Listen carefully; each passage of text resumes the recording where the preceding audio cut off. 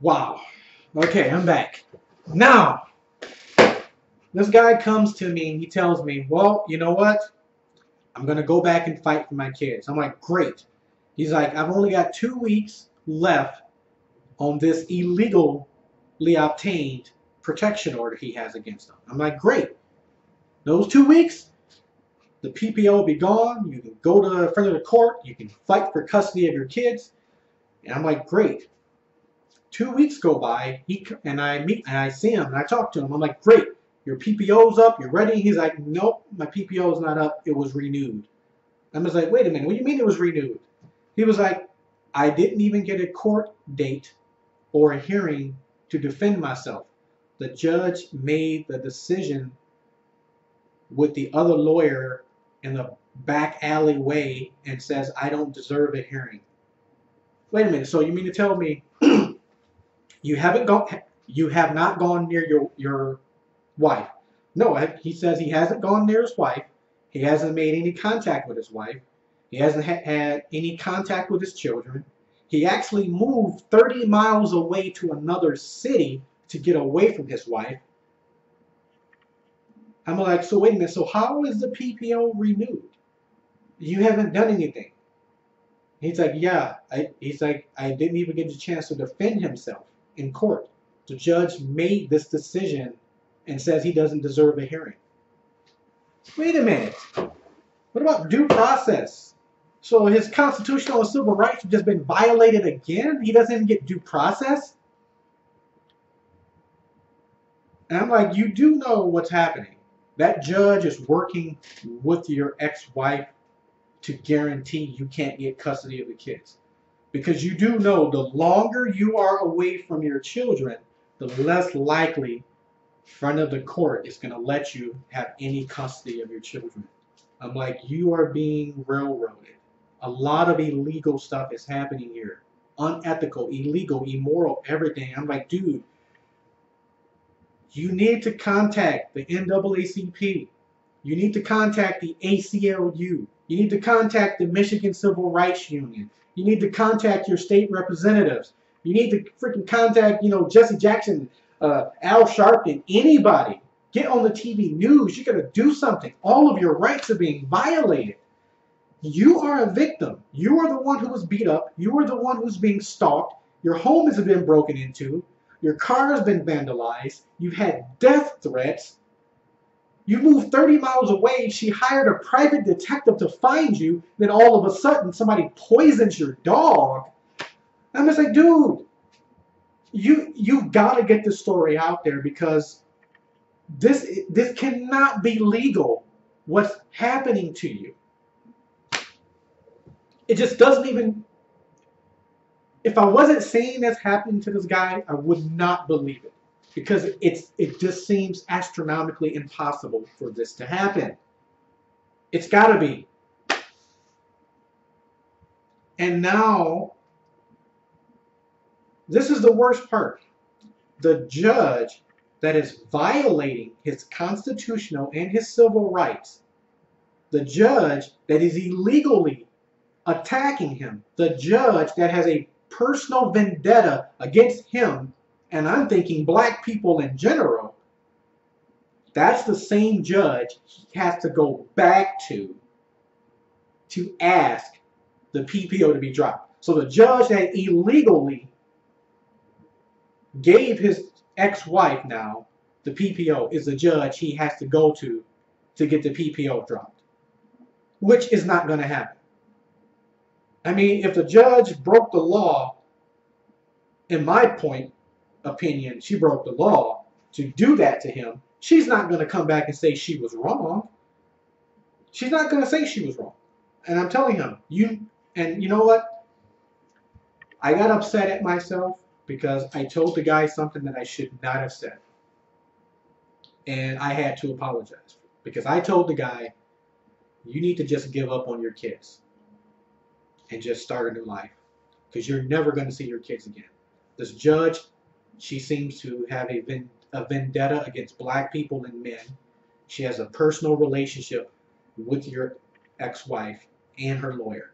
You're not going to win. The system is against you. You're never going to see your kids again. Just give up, start a new family, and start a new life. And you know what? When I told him that, I wanted to slap myself because that was a horrible thing to say to him. He's already down here, and for me to say that to him makes me a horrible person. And I apologize to him about that because I would never give up on my children. And I should not be telling him to give up on his children. There's nothing in this world that should ever make you give up on your children. And I apologize to him about that because no, you don't give up on your kids. Even when all hope is gone, you still don't give up on your children. You keep fighting because he needs to. Because think about it, if he's suffering, just imagine how bad his children are suffering. Just imagine the torment that they're going through, that they're not with their father and they're with their physically abusive mother, mentally abusive mother, who doesn't care about anything but herself and her boyfriends. So I look at this guy and I'm telling him, I'm sorry that I said something so irresponsible. You keep fighting for your children. I know everything's against you right now. You have no more money. You have nothing. And I understand how hard it is, but please don't give up on your children. I feel horrible when I said that to give up on his children, and that's why I will stand behind him and be whatever I can to help this guy fight for his children. Because what is happening to him is it's just pure, unadulterated evil. And the people that are doing that are pure, unadulterated, evil people to do what they're doing to him.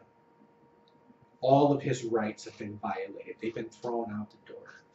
This poor guy doesn't even have rights anymore. He doesn't have anything anymore. He has his family, he has his friend, he has his co-workers, he has his neighbor, he has his church family, and he has his faith in God.